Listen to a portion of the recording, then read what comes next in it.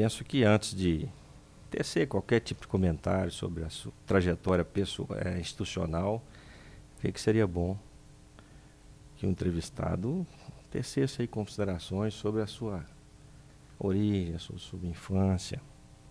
O Ministério Público, para mim, não foi entrar no Ministério Público. O Ministério Público veio na minha vida aos 12 anos de idade, quando eu conheci pela primeira vez a atuação de um promotor de justiça. E dali me veio a vontade de ser promotor de justiça. Situação muito difícil, onde eu me encontrava, onde eu nasci. Eu sou de uma família constituída inicialmente por minha mãe e meu pai, e posteriormente uma tia. Da minha mãe e meu pai, nós éramos 6, e desses 6, eu acho que de tão ruim, só sobrou eu. Os outros 5 não resistiram às intempéries da vida, lá pelos idos de 1948, 49, 50, 51, que eu sou de 51. E minha mãe veio a falecer exatamente de parto, por falta de condição. Foi uma morte que não aconteceu, no meu entendimento, na hora certa que deveria ter acontecido, mas ela aconteceu por falta, efetivamente, de recurso. Porque um dia antes, meu pai já sabia que minha mãe ia morrer, mas onde ela se encontrava só saía no lombo de burro ou numa rede, e não tinha como transportá-la 80 quilômetros numa rede. E no lombo do burro, ela não tinha nem condição de sentar. E ela veio a falecer e morreu conversando com meu pai. E o último pedido dela foi entregar a aliança e dizer: faça do meu filho um doutor. Só que o doutor que ela queria era um outro doutor da medicina, um doutor que pudesse salvar a sua vida.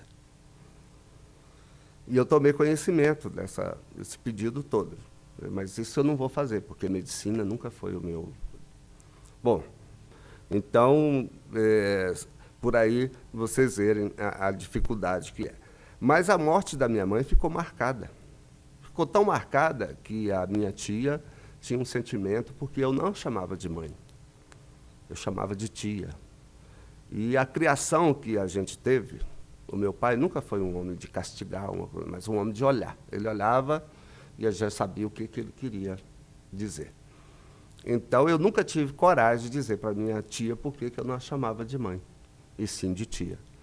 E depois que eu vim para cá, para Belo Horizonte, né, vim para estudar aqui, para ser promotor de justiça, né, voltando 7 anos depois que eu estava aqui, voltando para lá já universitário, né, e já um homem formado, tomando cerveja, fumando cigarro, eu tive a coragem de dizer para ela por que isso aconteceu, para tirar do coração dela essa mágoa, porque, na realidade, ela foi efetivamente uma mãe. Mas a lembrança da minha mãe estava viva e continua viva através de um sinal que eu tenho aqui, o que aconteceu exatamente no dia que ela faleceu. Eu caí por cima de uma panela e isso veio tudo me marcar. Eu tenho certeza que, se vocês não estão entendendo nada, mas o doutor Sartório, com o conhecimento que ele tem dessa área espiritual, essa coisa toda, ele está entendendo perfeitamente o que efetivamente isso aconteceu. Porque você viu dizer, será que o menino com 1 ano e 8 meses tem a capacidade de registrar isso? Tem. Depende, né, daquilo que aconteceu. E foi efetivamente isso que aconteceu comigo. Então, eu vim aqui para Belo Horizonte com a cara e a coragem para estudar e ser promotor de justiça. Só que não foi tão fácil, não. Eu tinha acabado de sair do ginásio, diploma do ginásio debaixo do braço, carteira profissional, A, B, C, D, era D, né? Poderia dirigir caminhão, essa coisa toda. E uma carteira do trabalho escrita lá, profissão estudante, com a letra fresquinha, tinha acabado de tirar. Ou seja, eu tirei carteira de identidade, tirei carteira de motorista, carteira de profissional do trabalho, todas elas no mesmo praticamente no mesmo dia. Tanto que a minha carteira profissional motorista, ela é um dia anterior da carteira de identidade. Mas como é que você conseguiu isso? É porque eu tirei com o canhoto. Né? Eu dirigia caminhão, não precisava nem de carteira para dirigir, mas para cá. E daí eu fui procurar trabalho. Né? Lá na minha cidade, eu era um faz-tudo. Até caixão de defunto, muitas e muitas vezes, com 14 anos, eu fazia isso. Caixão de defunto, na época, não eram esses caixões que nós temos hoje, não. Tá? Urna, né? Hoje fala urna, essa coisa toda.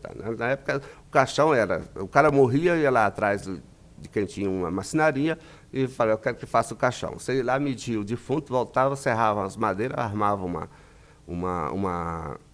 fazia uma armação e cobria essa armação de pano.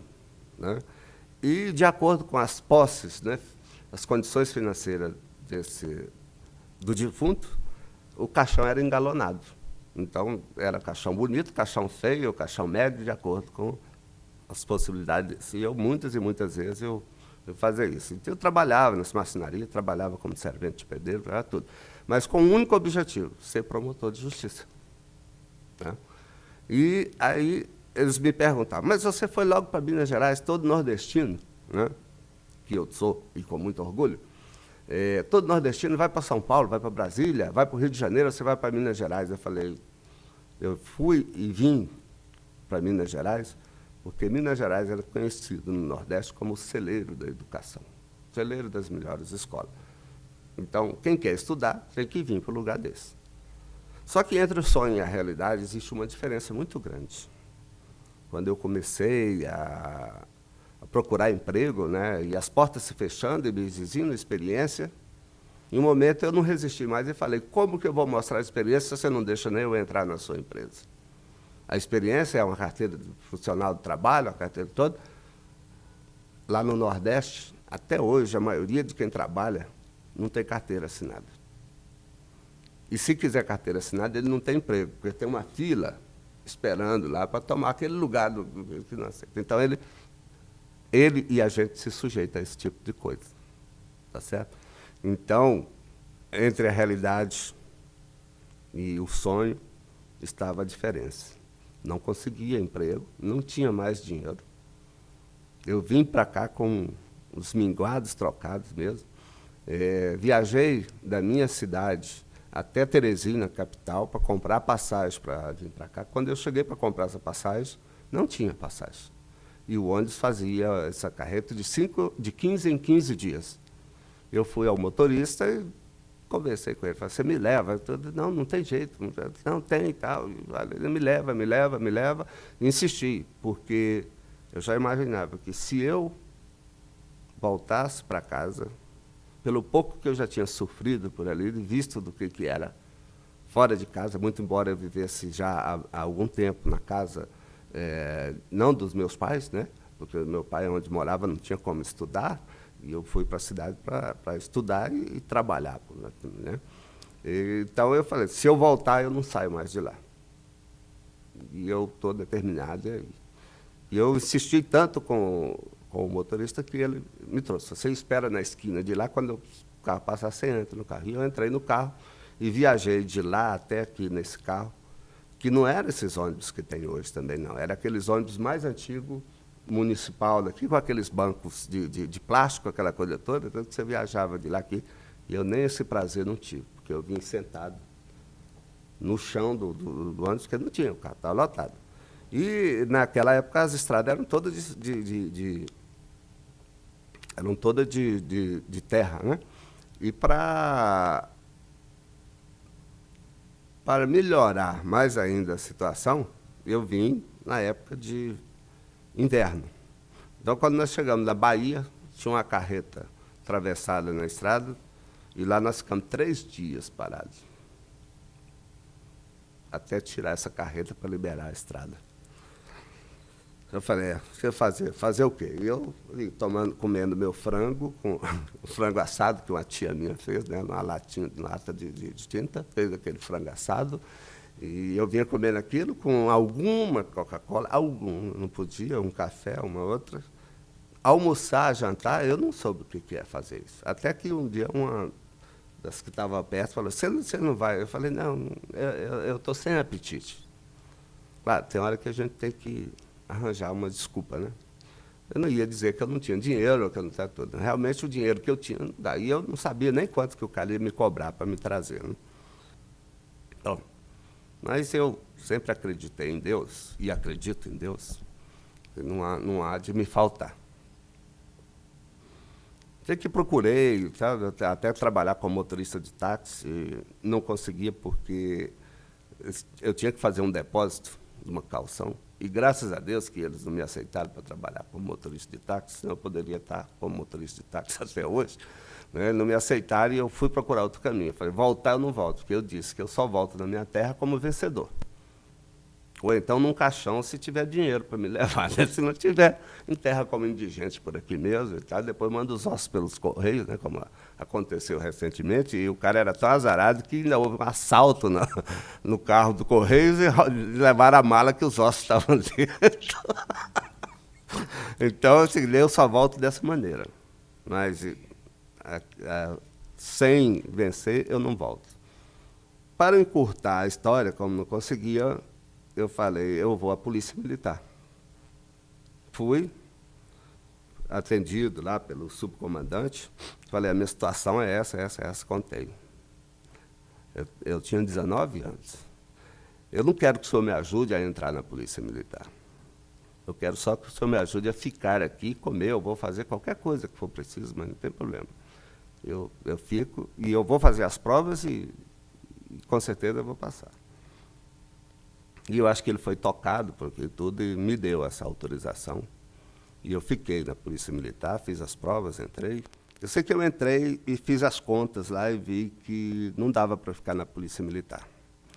Porque eu não ia chegar na onde eu queria chegar. Sempre que eu vou para algum lugar, eu olho qual é o último ponto. E é para lá que eu ponho meus olhos e as pernas para chegar lá. Então eu falei, não vou ficar aqui. E fui sair. Só que, se foi fácil eu entrar para a polícia, para sair foi difícil. Mas foi muito difícil para sair, porque eu queria que eu saísse sem hipótese alguma. Segundo, né, pelo trabalho que eu tinha feito, que eu havia apresentado por lá e tudo, e eu saí do curso de soldado, já direto para fazer o curso de sargento, e ia fazer o curso de oficial. Eu falei, não, aqui eu não fico por isso. A minha vontade de sair, eu sei que por final eu consegui saindo, saí da polícia numa quarta-feira da Semana Santa, em abril, com o ginásio que eu entrei e com o estudo que eu tinha feito lá dentro. Eu falei, eu vou sair daqui. O sargento ganhava, na época, 920 dinheiro, da época, né? Eu falei, vou sair daqui e vou trabalhar num outro lugar. E arrumei um emprego lá no Galba Veloso, para ganhar a metade do que ganhava. Né? Mas lá tinha uma vantagem, só trabalhava meio-dia, só trabalhava dia sim, dia não, né? Então eu tinha um outro dia para estudar. E um colega meu, que não havia passado também para o curso de sargento, resolveu sair junto comigo, falando, você vai sair, eu também vou. E ele foi trabalhar no Santa Maria, que é outro hospital também, de tudo, nós dois de atendente psiquiatra. E nós começamos a estudar os dois.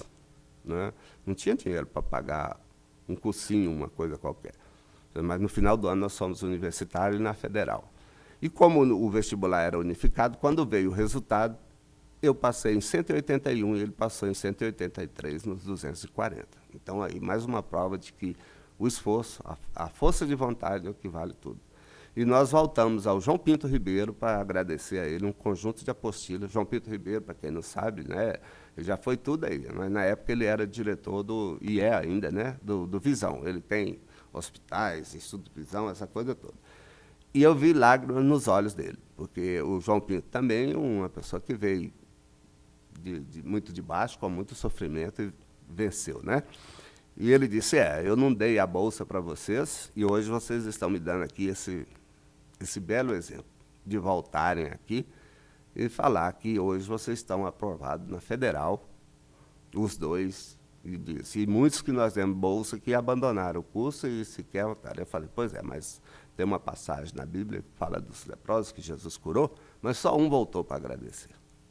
Então, nós somos esses leprosos que estão voltando aqui para agradecer Isso porque foi importante para nós, sim. Se não fossem essas apostilas, nós não teríamos ultrapassado isso, né?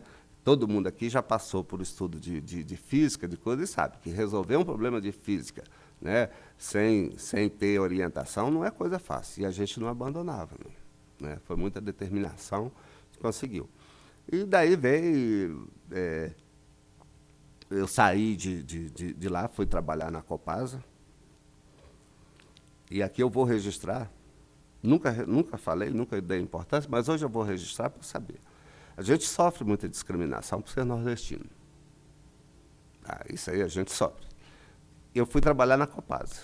Com 2 anos que eu estava na Copasa, eu já tinha assumido um cargo de chefia e assumi um cargo de chefia maior. E um sujeito lá disse, não, você não pode assumir isso aqui. Veja se eu vou deixar uma cabeça chata chegar aqui e tomar o meu lugar, que eu acho que por direito é meu, porque eu tenho 10 anos que estou trabalhando aqui. Tá? Então, eu falei, se é direito ou se é, eu não sei, mas eu não estou pedindo nada, então me oferecer isso. E para ir encurtando, porque se deixar eu vou ficar aqui conversando, as coisas são muito longas, eu estou passando por cima de muita coisa, só para vocês poderem entender o que é essa vontade. Né? E daí eu sei que eu deixei a Copasa, mesmo contra gosto da direção, não, nós queremos você, eu falei, não dá, porque se eu ficar, eu vou ser chefe dele. Se eu aceitar, se eu aceitar ficar ele sendo chefe, eu vou trabalhar sobre as ordens deles. E eu não confiava e não confio nele. Né? Então, não tem como ficar. Ia mexer numa área muito sensível, né? Era uma área que envolvia dinheiro, essa coisa toda, então não dava para você facilitar com as coisas, não. E dali eu saí e fui para a Telemig, fui trabalhar com hoje o nosso vice-governador, Alberto Pinto Coelho. Ele era o chefe do departamento, né, que é abaixo da diretoria, e eu fui trabalhar com ele. Chegando lá, ele conversando comigo, ele é um homem muito inteligente, não é à toa também, que é vice-presidente, que é vice-governador, e vai ser governador com certeza, né? Muito inteligente, conversando comigo, falou, não, você não vai trabalhar como atendente comercial, que era o cargo que eu tinha entrado. Eu preciso de alguém aqui ao meu lado e você vai ficar aqui, porque você já demonstrou que tem capacidade para isso, né? E eu fiquei lá trabalhando com ele até o dia que ele deixou o departamento na assessoria dele. E daí eu segui, fiquei 15 anos na Telemig, e vocês é de me perguntar, por que você não veio para o Ministério Público? Não falou que a sua vocação era isso? Sim. Quando eu formei, aí eu já era casado, eu trabalhando lá, eu procurei saber quanto que era o salário de promotor, e, infelizmente, na época, eu ganhava o dobro do que ganhava um promotor de justiça. Eu falei, não vou, porque eu vou levar minha mulher para o interior. Ela tinha 2 empregos, foi tirada daqui, como é que eu vou fazer? Mas nunca deixei de pensar e nunca deixei de estudar. Eu nunca advoguei um dia sequer, porque eu não fiz direito para ser advogado. Eu acho uma profissão das mais difíceis que tem, ser advogado. Não foi porque eu desmereço a profissão, pelo contrário, é porque eu valorizo tanto que eu falei, eu não vou advogar. Eu quero ser promotor. Que, no fundo, é um advogado, mas não no sentido que a gente fala. Né? Então, o que acontece? Falei, agora eu vou para o Ministério Público. Aí vim, fiz o concurso, não passei, cheguei um outro, fiz outro, estava na última prova escrita, estudando em casa, igual doido, né? No intervalo da manhã para outra. Eu pus um relógio para despertar, o relógio não despertou. Quando eu notei, era 2 horas, e a prova era 2 horas na Federal, ali na Escola de Direito, na Federal. Procurei um táxi, que naquela época ainda era pior do que hoje também você não está achando, né? E aí não achei, peguei o carro. E vim com o carro. Cheguei aqui, na coisa, não achava um estacionamento que tivesse para colocar o carro, não tinha um lugar para colocar, vim estacionar o carro perto da Praça da Liberdade, desci correndo.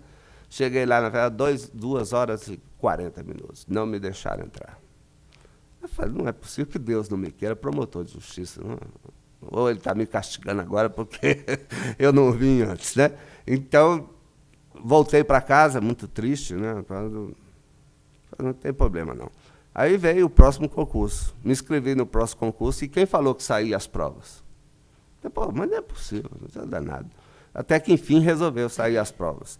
E eu fiz as provas e tal. Quando chegou na prova oral, tem um examinador que eu me reservo, não vou falar o nome, ele virou para mim, eu fiz a prova oral no dia do meu aniversário, completando 39 anos, e naquela época os concursos eram de 2 em 2 anos. Né? Ele virou para mim e falou assim, doutor, estou vendo aqui, hoje é o dia do seu aniversário, 39 anos, e você é lá da terra do Abelardo, né? Você vê, de certa forma, um pouco de discriminação também, né? Você é lá da terra do Abelardo, porque o Abelardo é lá do Piauí, essa coisa toda. E tal. Falei, eu estou vendo, é a última chance do senhor, né? E eu falei, excelência, eu não tinha muito traquejo com esse negócio de excelência, como não tem até hoje, apesar de eu trabalhava sempre a nível de diretoria, essa coisa, mas lá não tem esses negócios, né? E eu, quase que eu danço aí de falar com ele, senhor, né? Eu, não, mas eu ainda lembrei. E aí falei com ele, falei, eu vou dizer uma coisa para Vossa Excelência.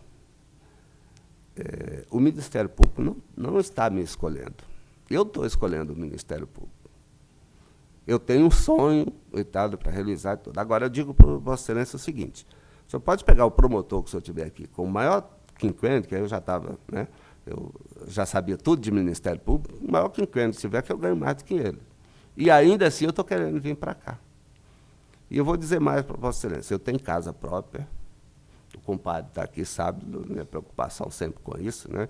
Eu tenho casa própria, eu tenho carro, tenho algum dinheiro na poupança, minha mulher tem 2 empregos, e aonde eu trabalho, ninguém está pensando de me mandar embora, não, e nem está deixando de me querer lá, não.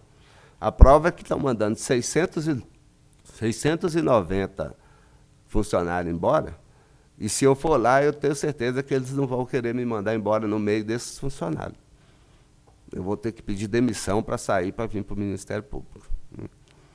Então, se eu conseguir chegar até aqui, eu consigo chegar aos meus 80 anos e tal, tudo.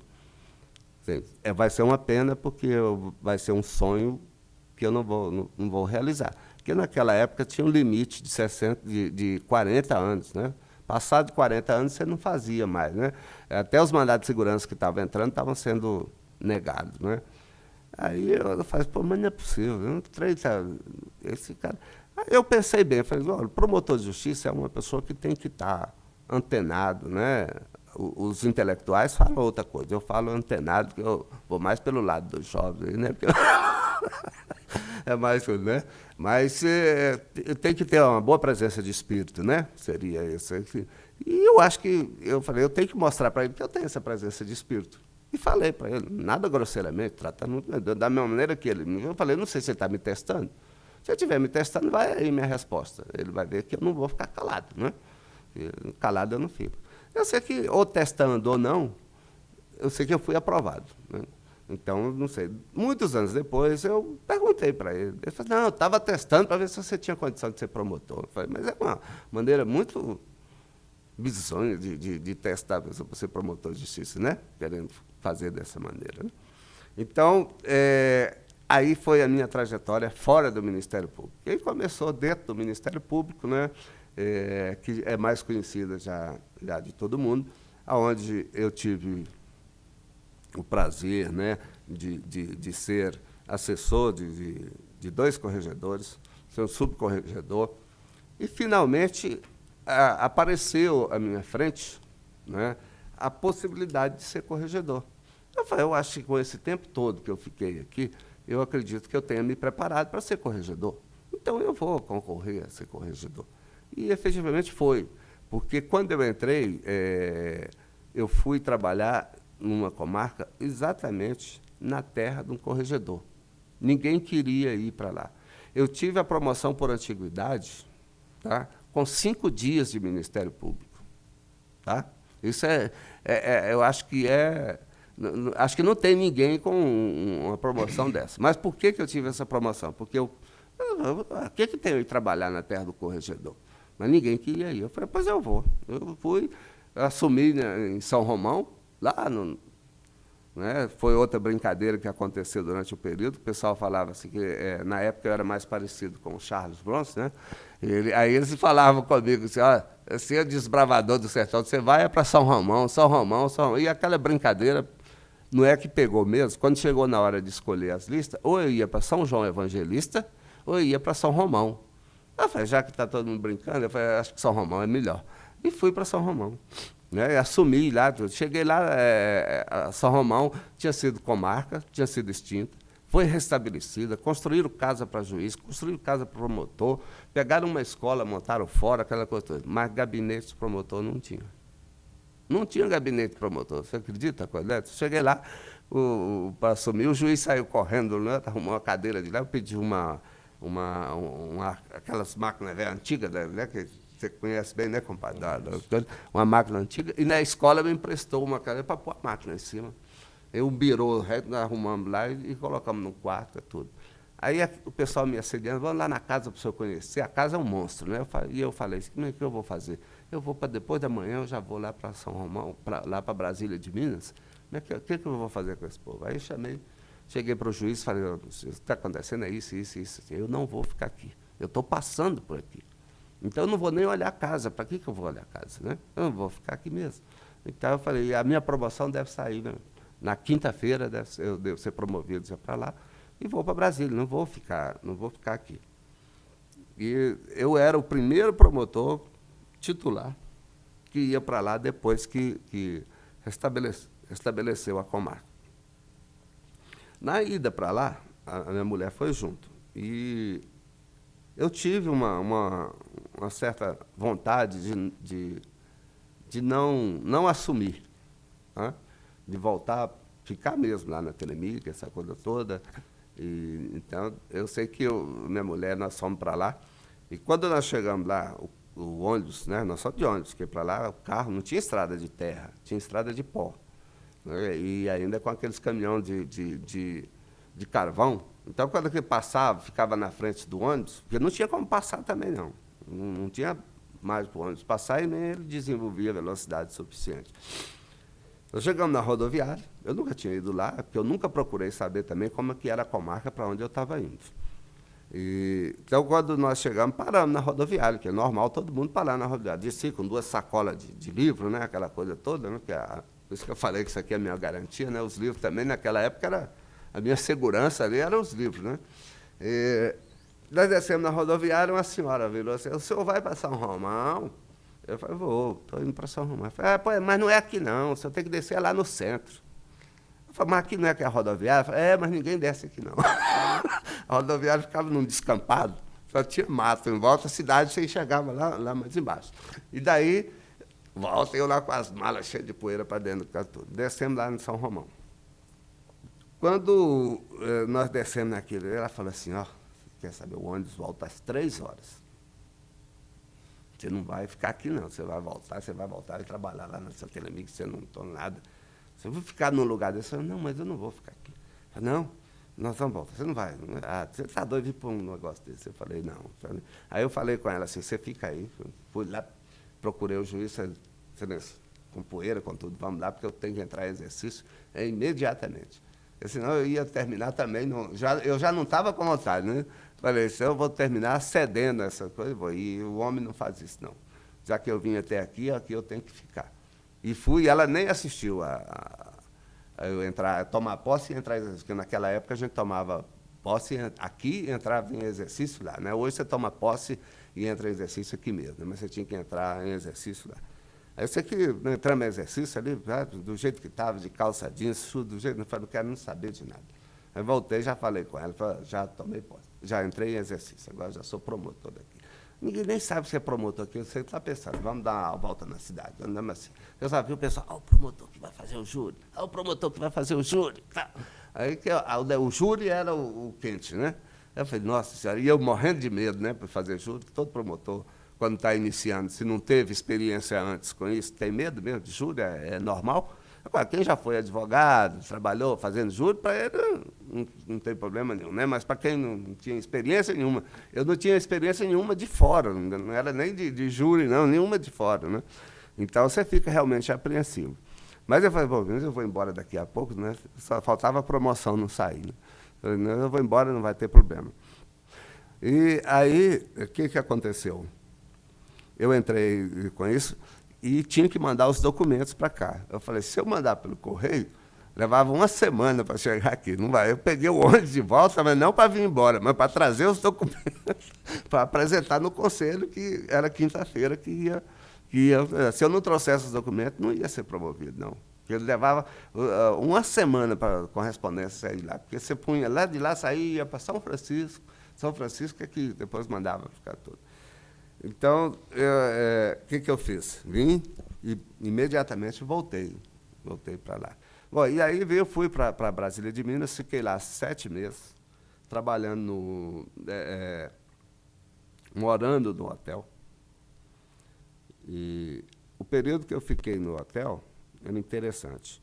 Tinha dia, a maioria dos dias, eu era o único hóspede do hotel. E a cozinha era francesa.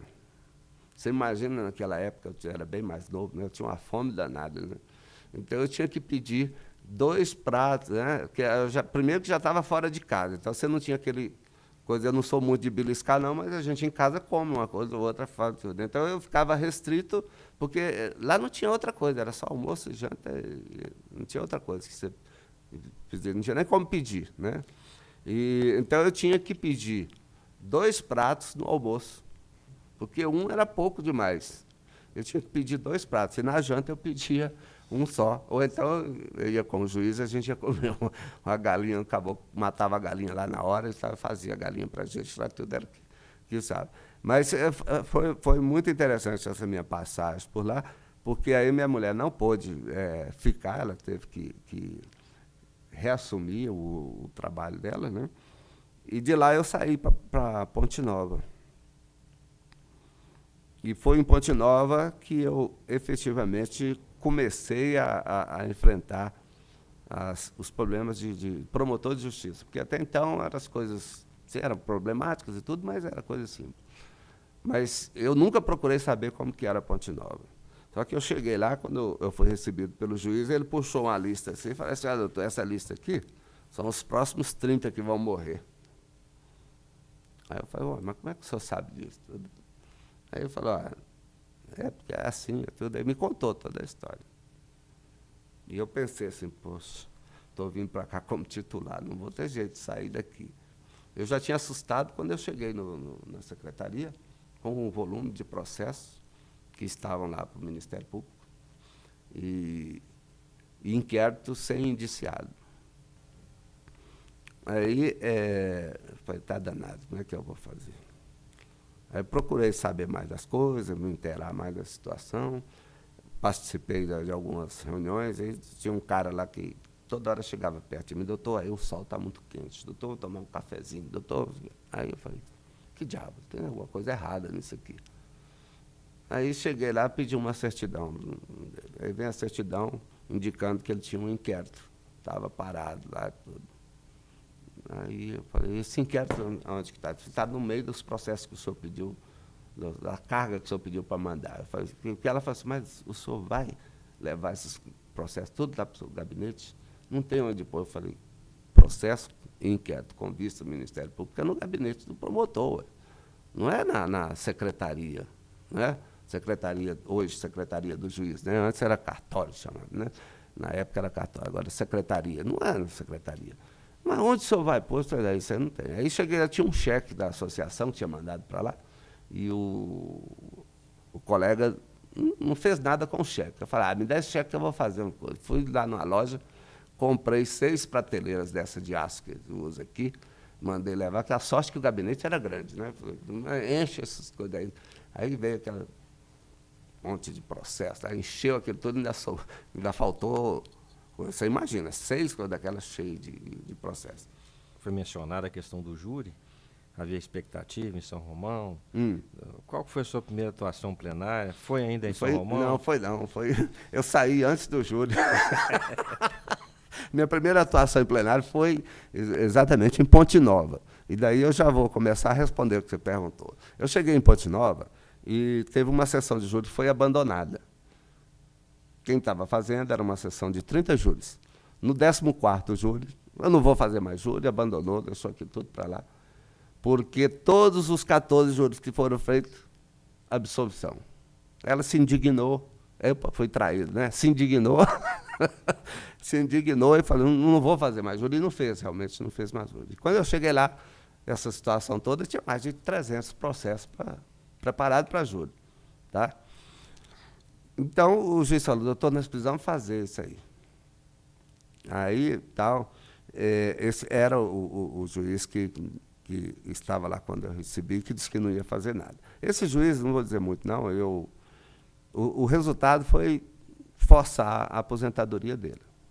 Então, nós começamos a fazer os júris. E aí eu escolhi os melhores processos que tinha para fazer júri, né? Um irmão bom que matou o irmão ruim para defender a mãe. Olha que beleza, hein? Tá? E esse sujeito entrou, foi o meu primeiro júri. Ele entrou na sala chorando e saiu da sala chorando. Eu li todo o processo e falei, pô, o cara é o caso de absolvição mesmo, né? Mas ele deu 3 tiros. Deu 3 tiros. Aí eu fui lá e fiz a minha sustentação, tá, tudo, batendo no excesso. 1 tiro tinha sido suficiente para a defesa dele, né? Para caracterizar uma legítima defesa. Mas eu jamais queria a condenação dele. E aí ele foi absolvido. Porque era uma estratégia minha. O segundo júri, o sujeito tinha um estabelecimento comercial e a casa dele junto com o estabelecimento comercial. Entrou um patolão lá, né, e ele ficou de lá com a arma e toda, até o cara correu pensando em sair no lugar, ele ficou encantoado, né?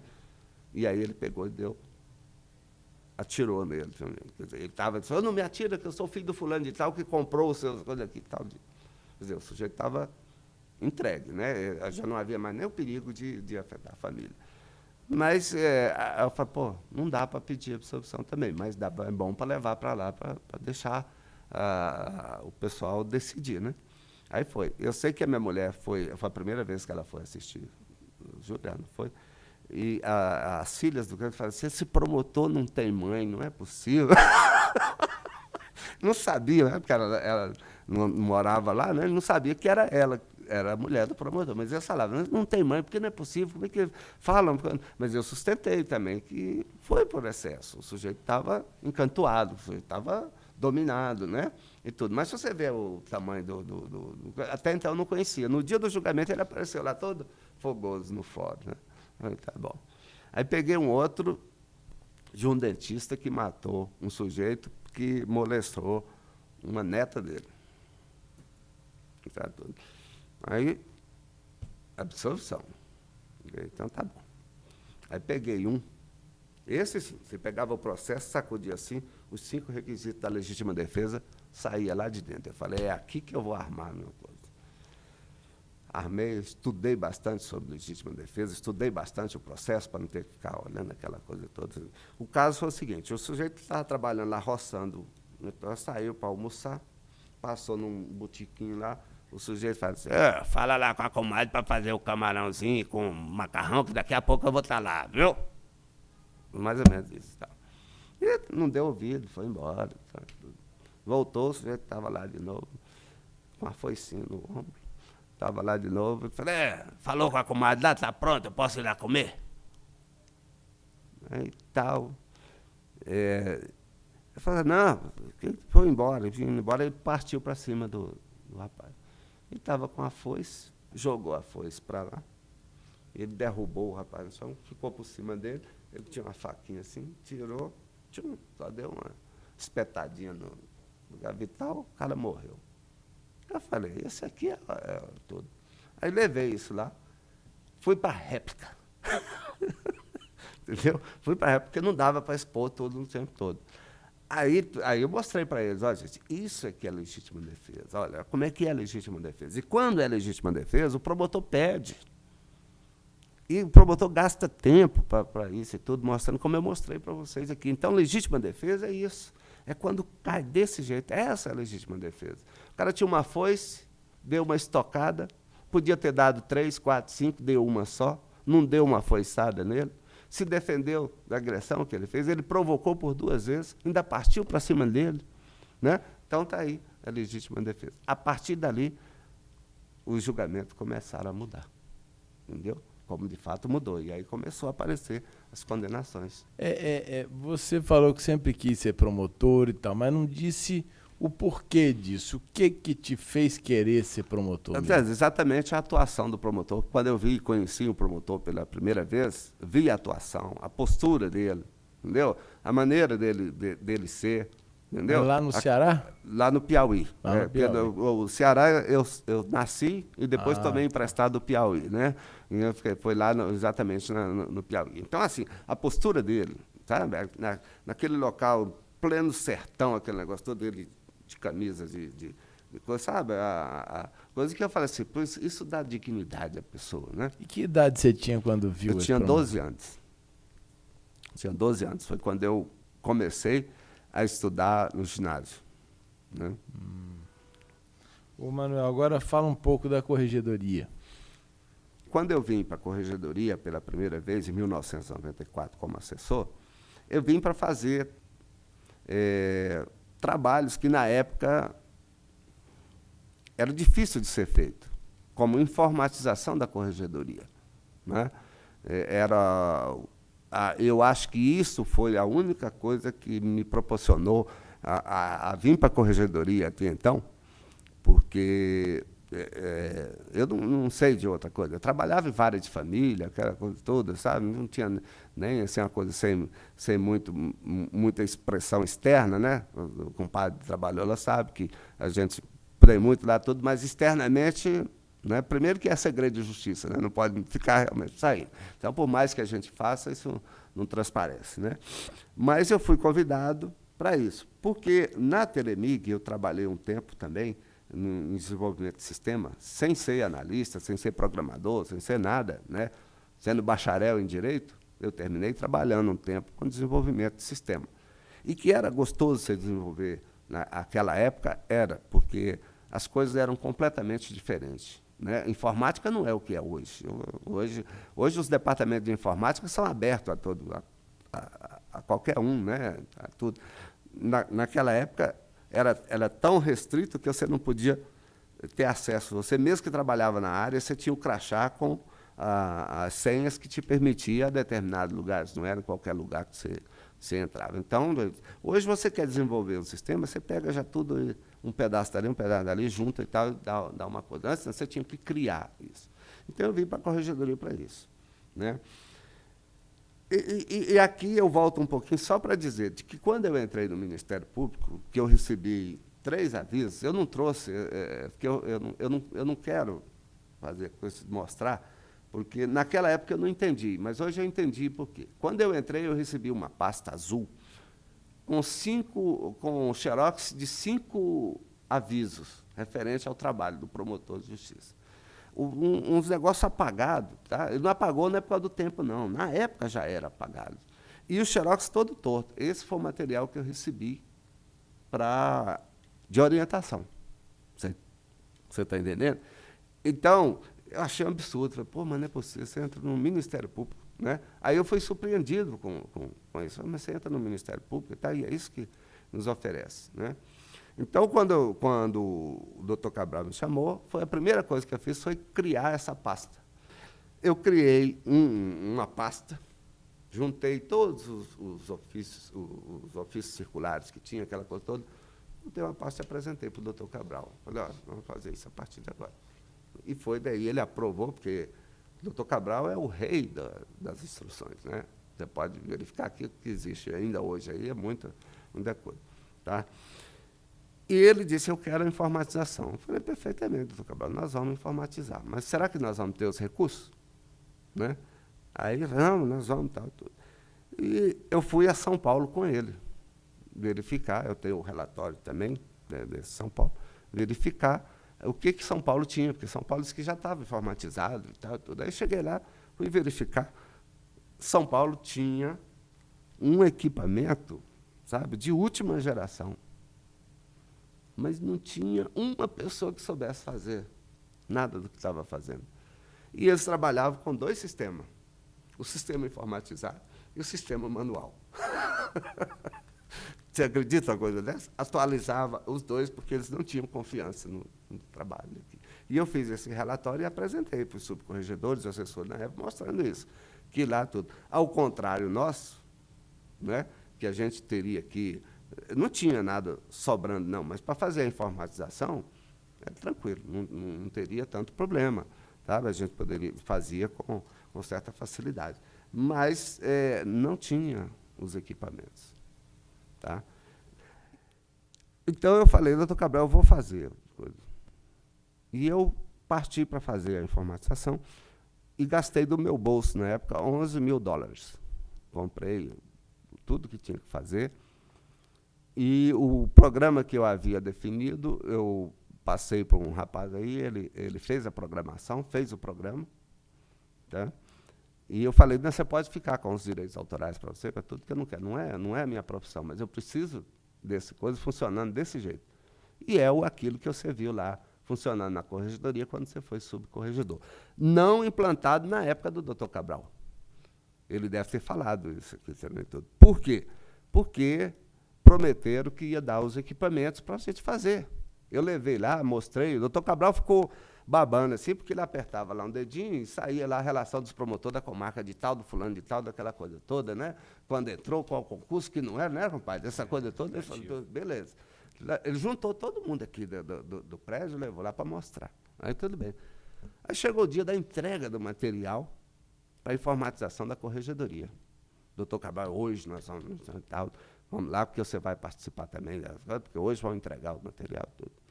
Aí eu falei, doutor Cabral, mas coisa boa. Foi. Isso já estava no apagar das luzes.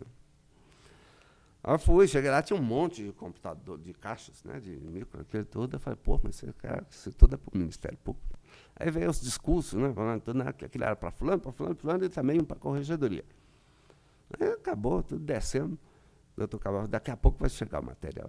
Daí a pouco chegou lá o cara com uma caixinha, com um micro, não tinha estabilizador. Um micro, gente. Eu tinha dado o projeto de quantos micros que eu precisava para instalar a rede, para aquilo tudo e tal. Tudo. Chegou com um micro, tá? Só o micro. Não tinha uma impressora, não tinha um estabilizador, não tinha nada. Aí eu falei, doutor Cabral, esse aqui é o... Pois é, então, doutor Cabral, não vai ter jeito, não. Eu começo a tirar minhas coisas toda manhã.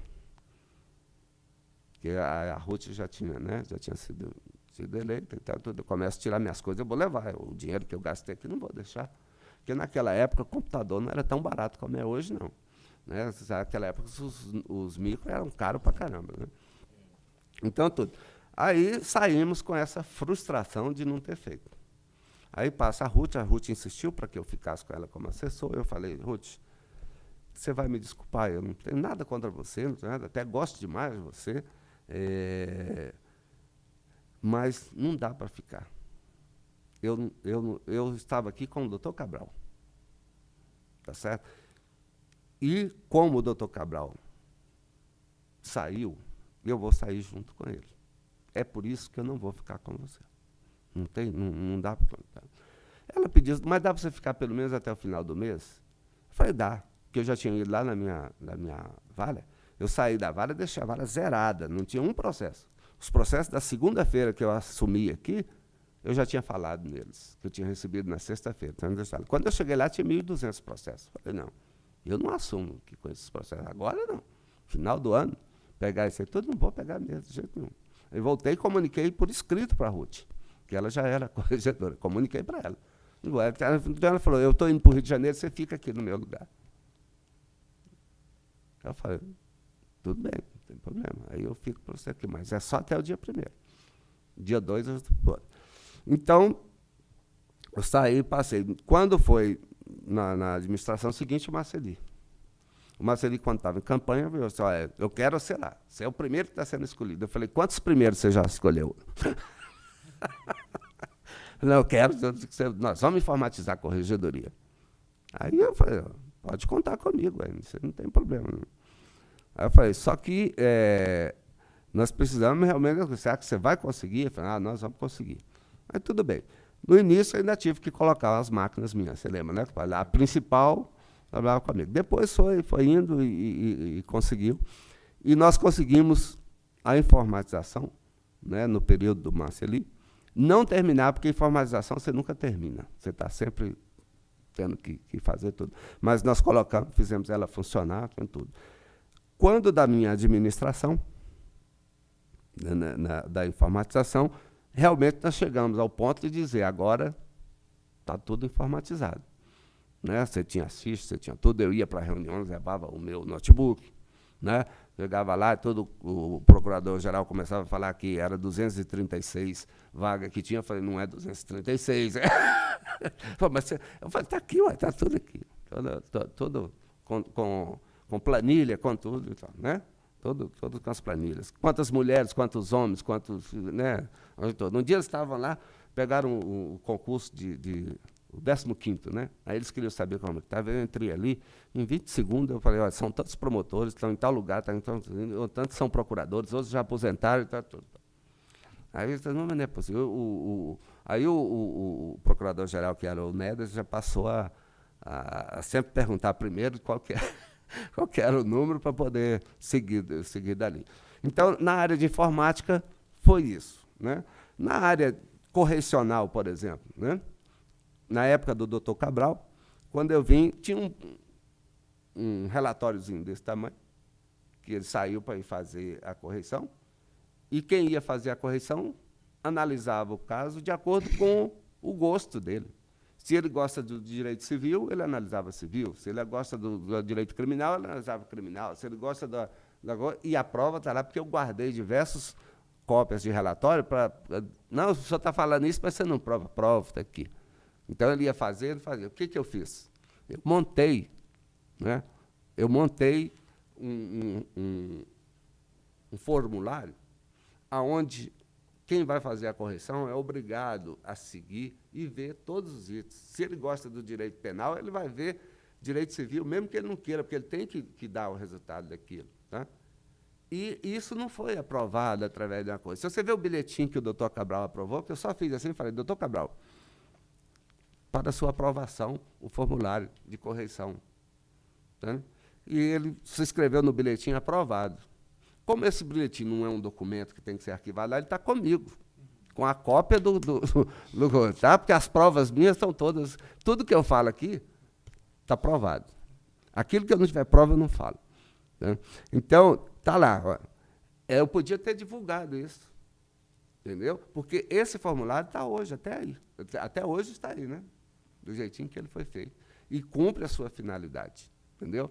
Cumpre a sua finalidade. Exatamente. A outra não. A outra era de acordo com a vontade de cada um. E não dizia nada, né? Bem da verdade era isso. Entendeu? Esse nós podemos dizer tudo. Nós podemos criticar, nós podemos elogiar, nós podemos tudo, mas está provado lá por que você está criticando, por que você está elogiando. Você levantou os dados. Né? Então, isso aí, nesse campo da correção. Falando tudo da corregedoria. Né? Eu estou falando de um modo geral. Teve também no campo das correspondências, né?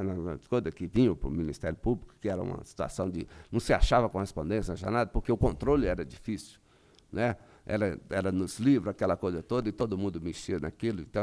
Então, com o sistema de informatização, nós também matamos isso aí, acabou com esse problema que nós passamos a ter. Lá você descobria, até pelo telefone do sujeito, você descobria aquela correspondência, onde que ela estava, então tudo. Né? Esse termo de correição, que foi inspirado pela sua reflexão, pelo seu estudo, ele inclusive foi adotado, me parece que em outros ministérios públicos. Né? Tem, está espalhado aí bastante.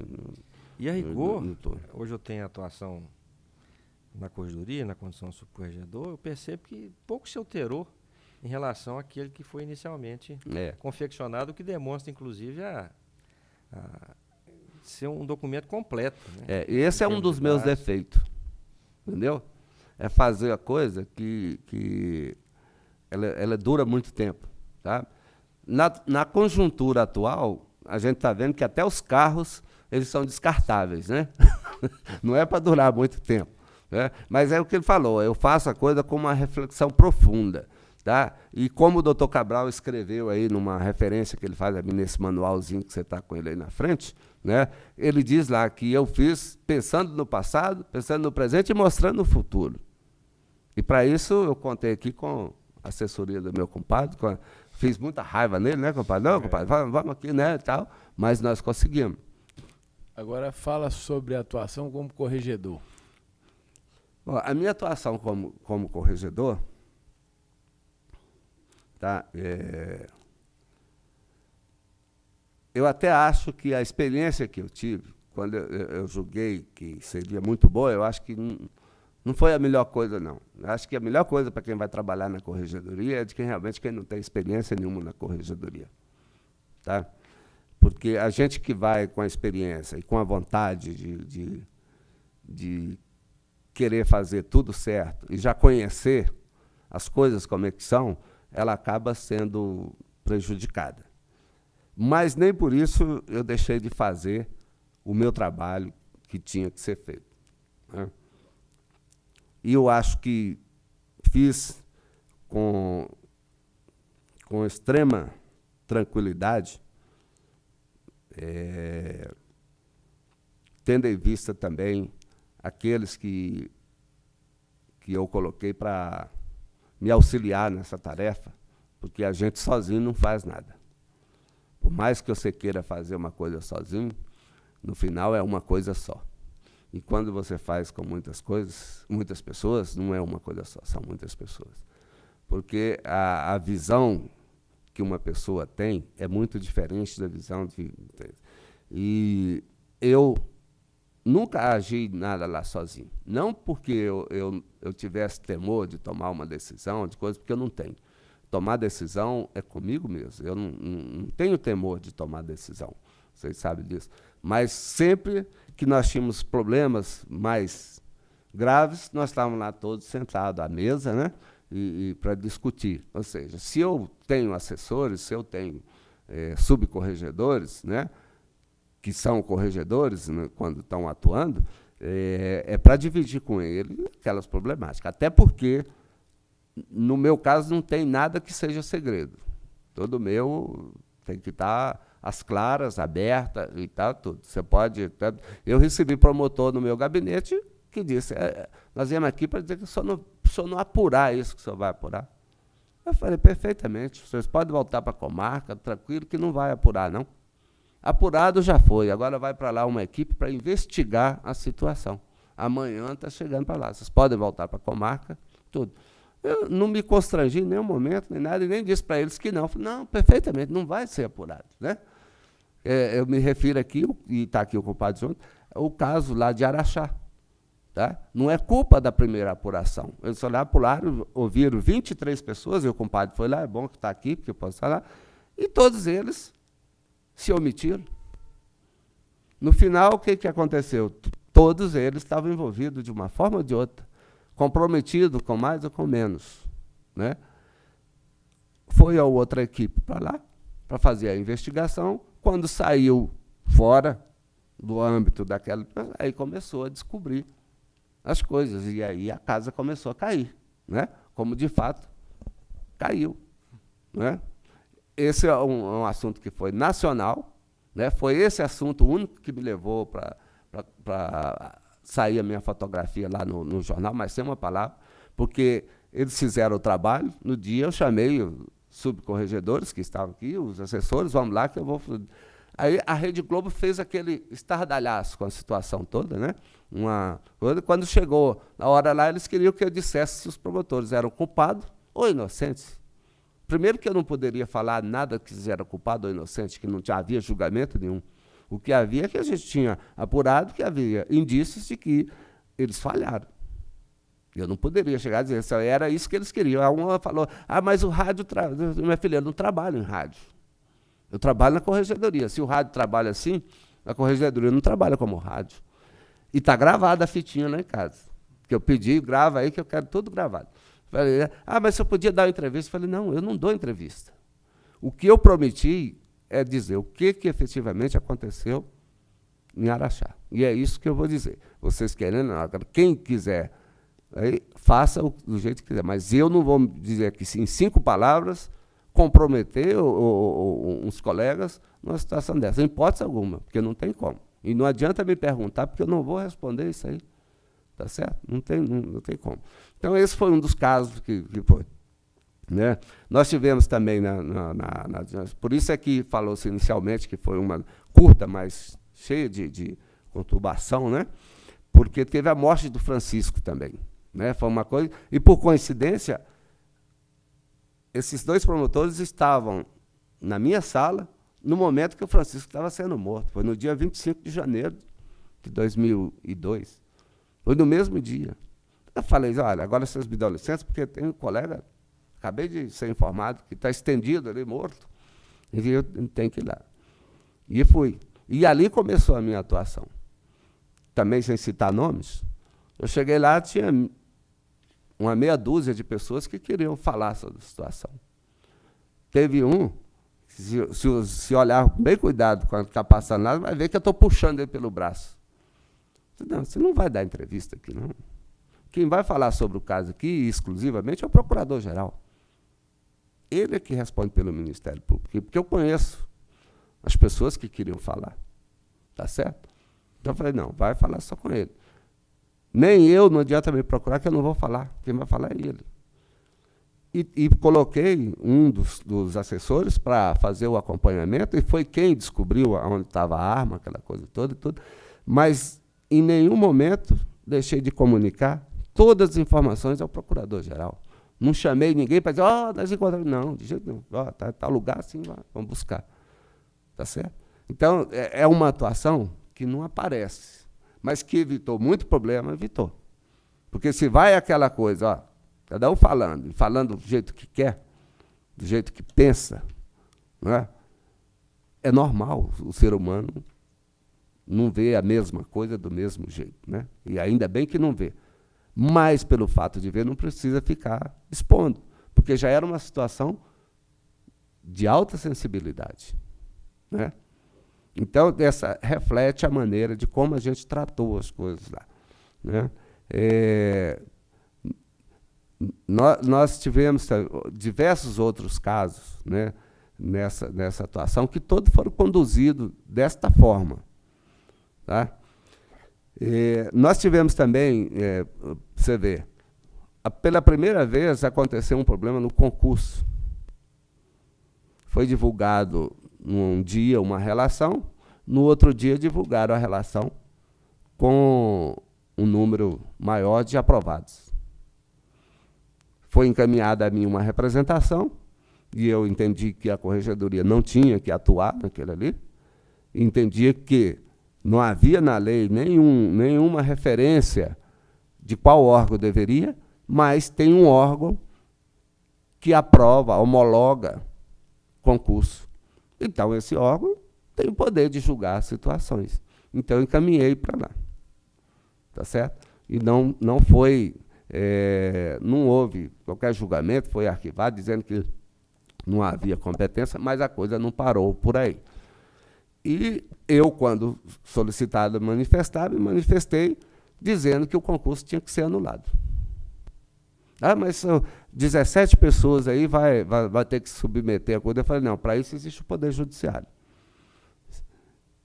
Eles vão ao Poder Judiciário, o Poder Judiciário vai mandar integrá-los, mas aí é o Poder Judiciário que está mandando, e não o Ministério Público que está escondendo a situação. Porque é, no mínimo, imoral você publicar uma lista e, logo depois, sem uma razão tão forte para justificar isso, tá? Porque teve nota que foi alterada com 1,5 ponto. Em 5, você aumentar 1,5 ponto é uma correção muito... Tá? E isso eu não concordei, não concordo e nunca vou concordar. O concurso pode ter seguido e tal, tudo, a decisão foi essa e tal, tudo. Mas a minha manifestação, ela ficou pungente, tá? Porque teve pessoas que se manifestaram dizendo que era isso e tudo, mas aprovava-se mesmo. Carta de Pojuca. A Carta de Pojuca. E até mais. Além da Carta de Pojuca, sua atuação no Colégio Nacional dos Corregedores Gerais. A atuação no Colégio dos Corregedores Gerais. Pela primeira vez, um mineiro ocupou um cargo na direção do colégio, que até então não tinha. O doutor Cabral participou da fundação dele, tá? Foi ele que participou da criação, fundação. Ele participou, mas ele mesmo nunca participou da diretoria. Tá certo? Teve os outros, né, corregedores, não vou ficar citando os nomes, que passaram, também não. Aí eu abri as portas, porque eu entrei depois, o Padu também participou dela e tudo. Tá certo?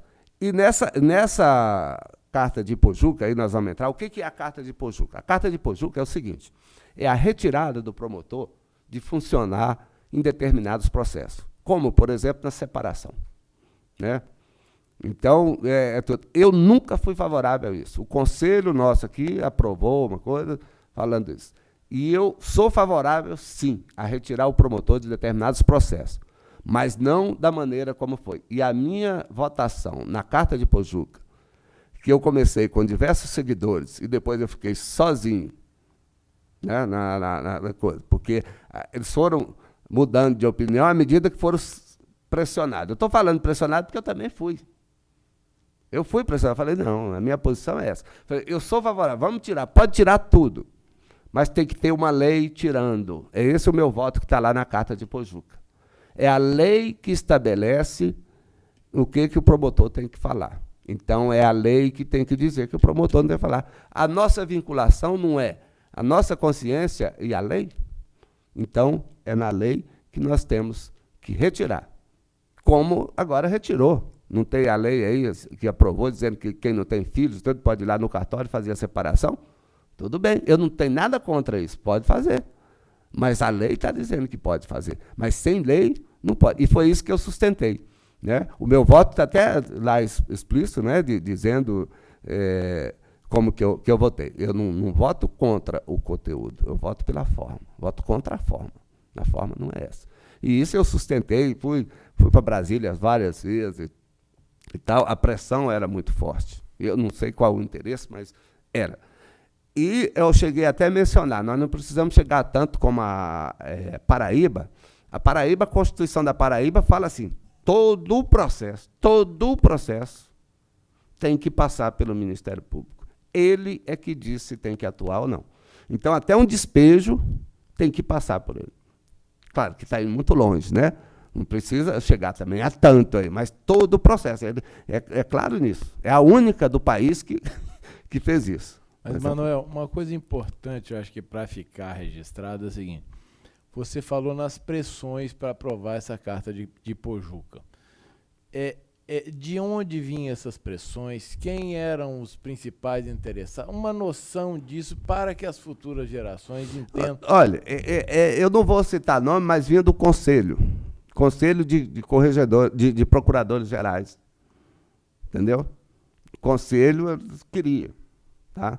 E daí tinha os cabeças, né, eles não chegavam todos, né, para falar, vamos fazer isso e tal, tudo, mas o Conselho, através daquilo, procurava aminar e mudar. Né? O Marcelino mesmo mudou. Ele começou com o entendimento, depois ele mudou o entendimento dele.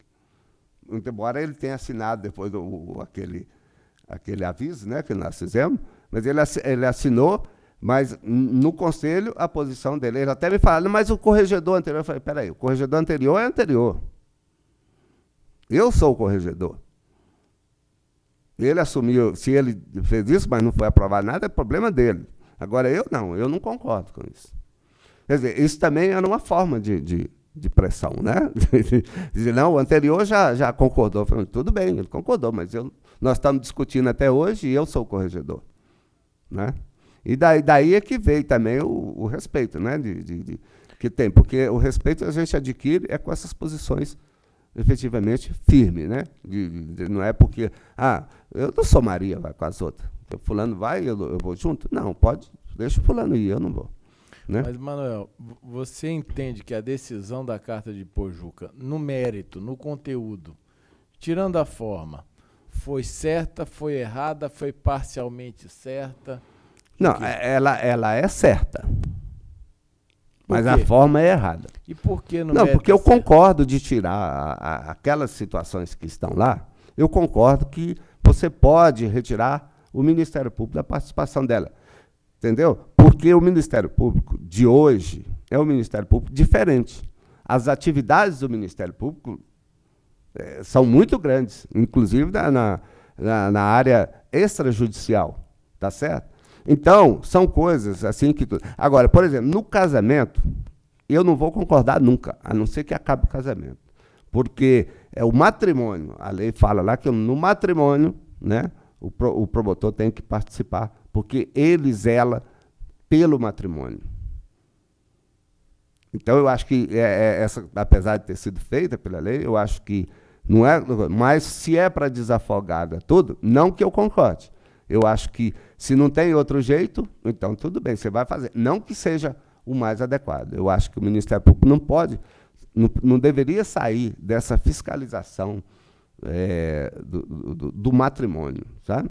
E do matrimônio vem exatamente a extinção dele, né? Que começa com a separação, depois com o próprio divórcio. Tanto você vê que a outra participação, que tem o menor, tá? Eles dizem, é porque o menor está participando. Mas eles queriam tirar também o menor em determinadas situações. Tá? E eu acho que o menor ele tem que ser protegido em qualquer situação. A ação pode ser uma ação de despejo. Se o menor estiver participando dela lá, seja como for, em qualquer polo, eu acho que o Ministério Público deveria estar aí. Entendeu? Não só, não vou dizer, não só pelo conhecimento prático meu como promotor, porque eu peguei diversos processos que o próprio pai estava querendo dar o tombo no filho, entendeu? Peguei vários processos dessa maneira, tá certo? E isso não é incomum. A gente vê um pai, né, um parente, outra coisa, tá? O caso da tutela também. A gente vê demais. A lei fala lá quais são, né, as pessoas que devem ser. Muitas vezes, aqueles que estão lá não são os melhores. Eu trabalhei com muito processo da tutela que os filhos não eram os melhores tutores. O melhor tutor seria um terceiro, lá fora e tal, tudo, porque os filhos estavam todos ali brigando com o interesse próprio de cada um. E acredito que o compadre também teve isso. Né? Na sua gestão, e aí eu já invoco até meu testemunho, como honrosamente o assessorei, você determinou a assessoria várias tarefas, vamos dizer assim, para deixar até um legado.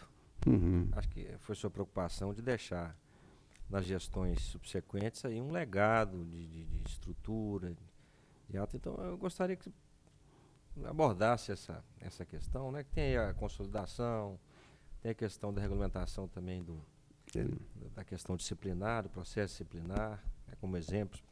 Uhum. Efetivamente, eu tracei um plano de ação, né? E meu objetivo, ele ia desde uma mini biblioteca na corregedoria, né, até uma reformulação, como foi feita, de todos os avisos e tal, porque nós tínhamos muitos avisos, né, muitas comunicações, muitas coisas espalhadas, tratando, às vezes, do mesmo assunto, um pedaço em cada um. Então, eu tive essa preocupação. Por que ter uma biblioteca? Para ter lá um local também da gente guardar, não só nos arquivos, mas ter uma forma de você criar arquivos com trabalhos que você vê, não todos os trabalhos, não é esse o objetivo. É selecionar aquelas coisas que são mais significativas para ter a própria história da corregedoria na corregedoria. Tá certo? Não é nem com o objetivo você quer ver uma situação que seria de extrema importância, tá? Se você tivesse lá arquivado, não pela dificuldade, mas se você tivesse lá aqueles procedimentos disciplinares efetivamente importantes. Todos são importantes do ponto de vista de apreciação e tudo, mas tem uma situação do ponto de vista histórico que se perde depois no tempo.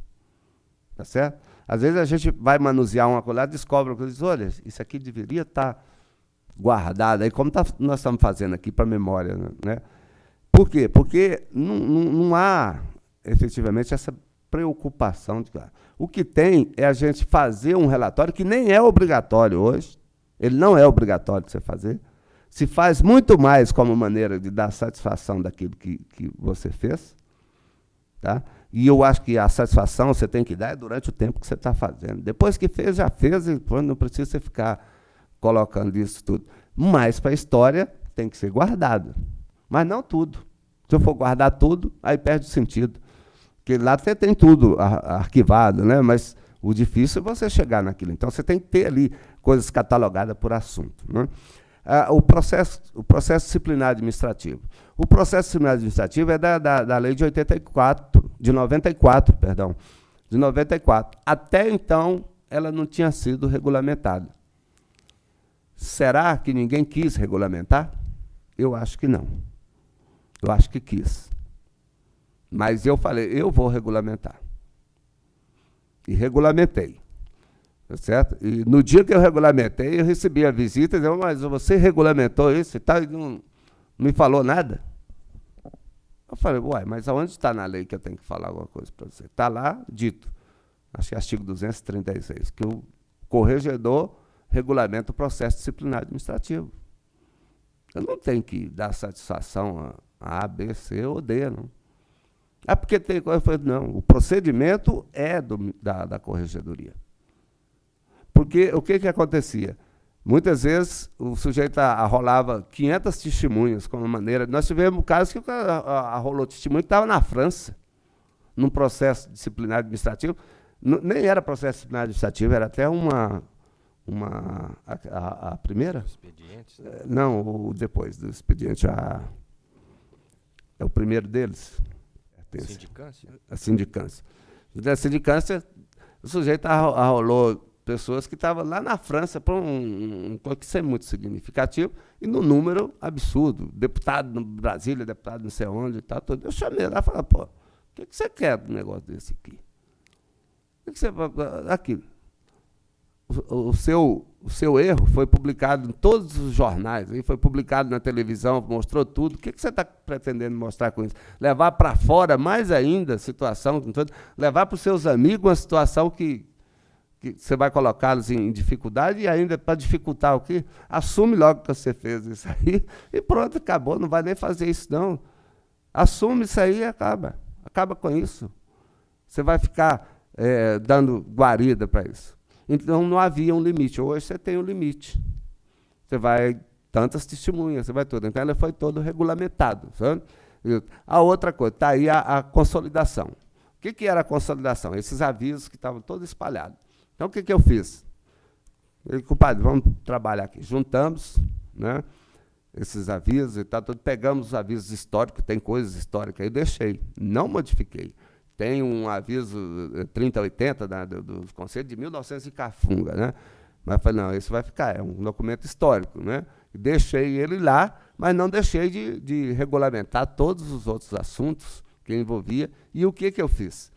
Quando eu peguei com isso aí, como eu disse que o doutor Cabral era um dos que mais havia escrito regulamento, essa coisa toda, e tem até um livro dele, tá? O que eu peguei? Falei, não existe ninguém melhor do que o doutor Cabral para falar a respeito disso. Entreguei para ele e falei, doutor Cabral, aqui, 90% do que tem aqui foi produção que o senhor fez e eu estou revogando. Tá? Então, o senhor leva, analisa. Se o senhor disser para mim que não é para fazer, eu não faço. Mas se o senhor disser que é para fazer, eu faço. Porque eu tinha certeza que ele ia falar para fazer, né? Mas entreguei para ele. Ninguém melhor do que ele. Quer dizer, eu não fiz a coisa sozinho. Nós passamos a fazer o trabalho já que você colocou aí, que foi também, fazia parte do nosso trabalho. Era o tal do plantão dos processos, né? Você lembra, né? Trabalhar no plantão. O que acontecia? Tinha um promotor que ficava lá o ano inteiro, chegava no final do ano, ele mandava os processos dele para o plantão e ele entrava de plantão para trabalhar lá. Né? E o mais importante é que não havia um resultado palpável. Né? A gente não sabia o que estava acontecendo. Se era simplesmente para o sujeito ficar de plantão, receber o salário, ou se era para fazer. Eu falei, não, vou moralizar essa situação, né? E aí fui, com muito custo, muita luta, né? Consegui modificar a resolução, aquela coisa, e assumimos o compromisso, e cheguei eu mesmo a cobrar resultado, né?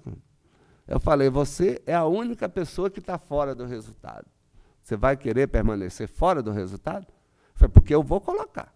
Você pode ter certeza que eu vou colocar, que você ficou fora, né? Aí tal chegou, porque ninguém se preocupava com os resultados, né? Mas como você alterou isso? Qual foi a regra para o plantão?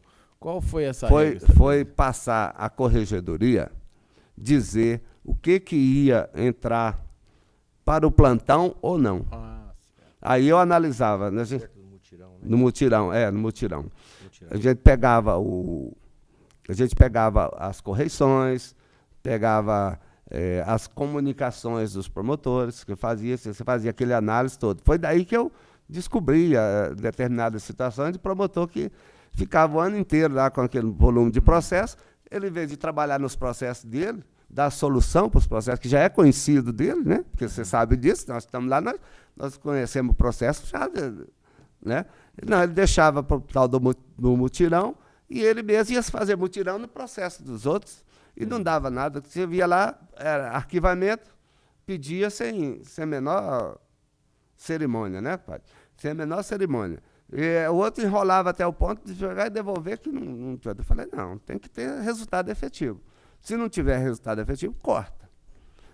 Cortou um, que ele até me ligou e falou assim, mas eu estou morrendo de vergonha porque eu determinei uma inspeção extraordinária lá no serviço dele. Eu falei, não, pelo amor de Deus, e tal, tudo. Eu falei, não, pelo amor de Deus, não. Essa é a terceira vez que você entra em mutirão, e sempre com processo atrasado. Que diabo é isso? Você está com um processo atrasado e entrando em mutirão?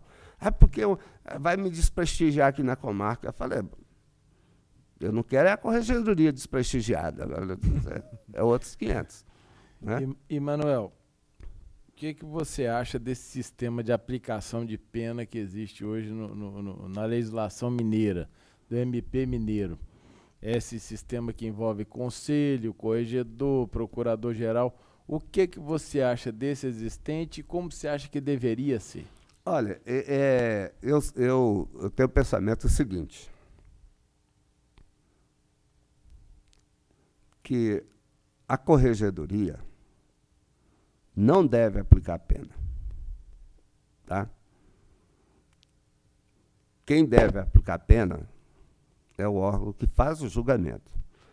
Mas também entendo que a corregedoria deveria agir como órgão de acusação. Ela tem o direito de apresentar a sua denúncia, sustentar a sua denúncia, que ela não tem esse direito, né? Ela não tem esse direito. Se ela aplica uma pena, depois ela vai a julgamento e ela não pode sustentar, ela só informa, tá?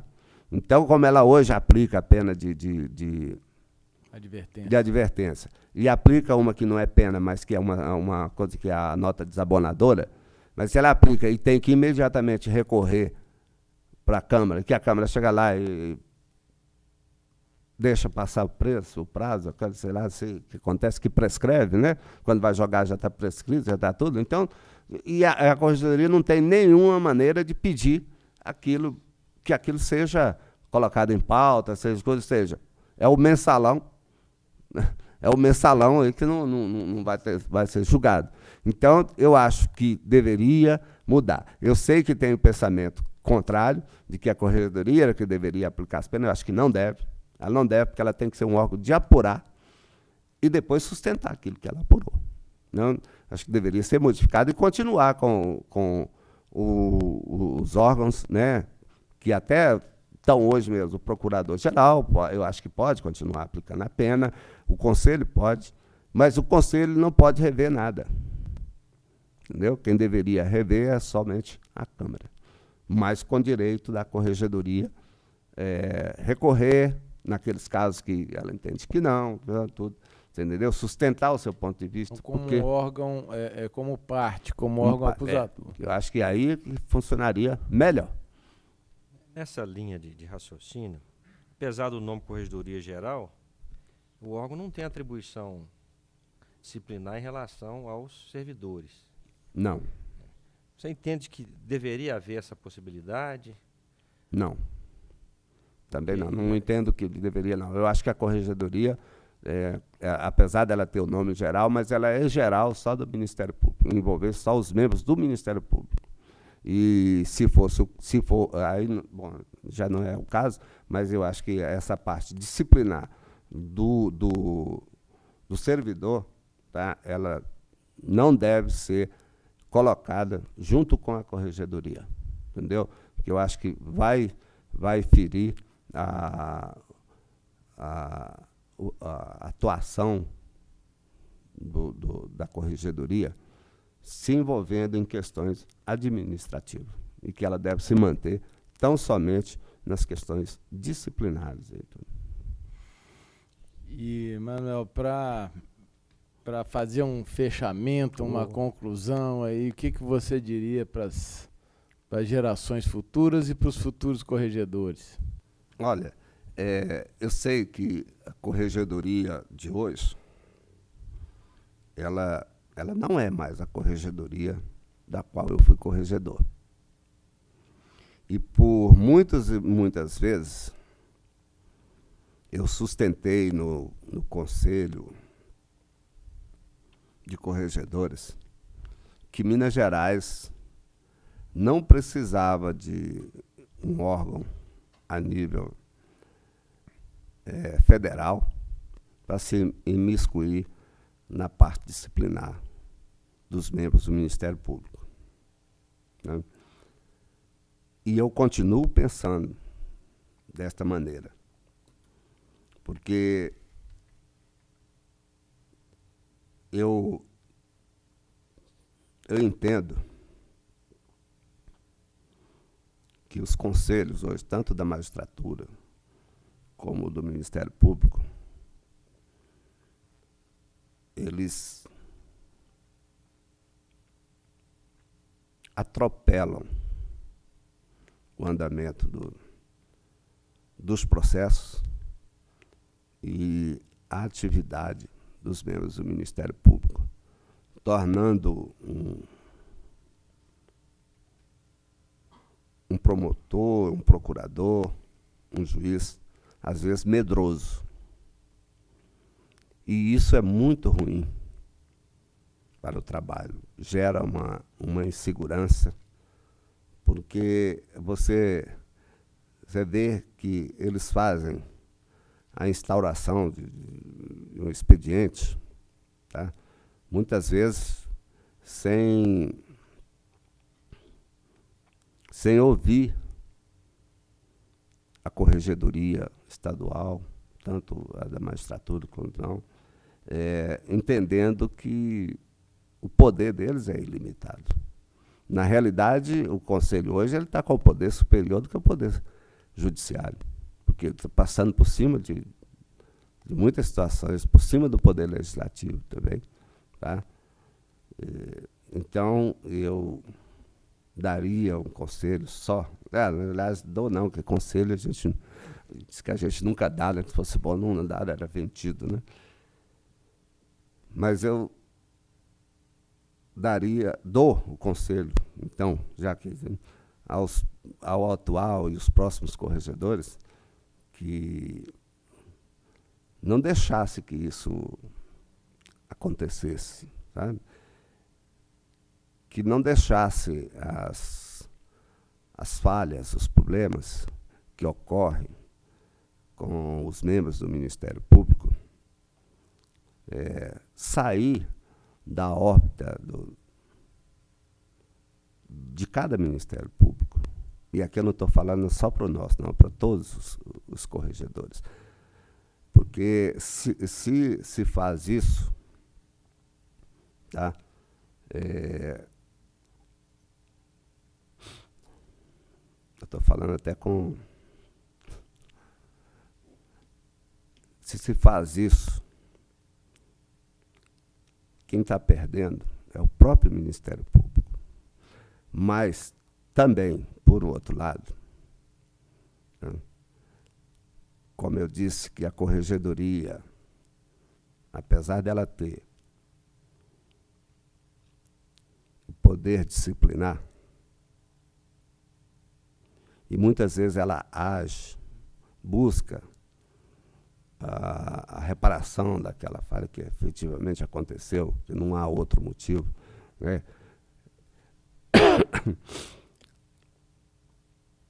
E os órgãos que têm o poder de julgar ou de aplicar apenas, tá? Fazem as vistas grossas e não tomam a medida que tem que ser tomada, e daí abre a porta para o Conselho entrar e justificar as atuações dele. Então, isso é muito temeroso. É aquela de você falar, a polícia pode bater à vontade porque é bandido e tal, mas amanhã ela está batendo que não é bandido. E nem o bandido deve ser batido, mas se justifica, às vezes, mas está batendo, mas é bandido mesmo, né? E se você fizer isso, a polícia amanhã vai bater em quem não é bandido também. E vai ter, da mesma coisa acontece com o Conselho. Eu já vou ouvir corregedoria mais nada, por quê? Tal, né? Eu vou procurar saber se lá na corregedoria já foi feito, porque é isso que eu estou acompanhando. Não sei se a realidade é diferente, mas o que eu acompanho por lá é isso que está acontecendo. Você entendeu? É dos conselhos tomarem a frente e entrar numa situação. Primeiro tem que ser resolvido aqui. E resolvido aqui não tem nada de conselho reabrir caso lá, não. Bom ou errado, ele resolveu aqui. Ué. Ele não tem autonomia para fazer isso, né? Agora, claro, está provado lá que efetivamente a corregedoria não cumpriu como deveria. Aí sim, é diferente. Por isso que eu disse que a atuação ela tem que ser em cima disso, né?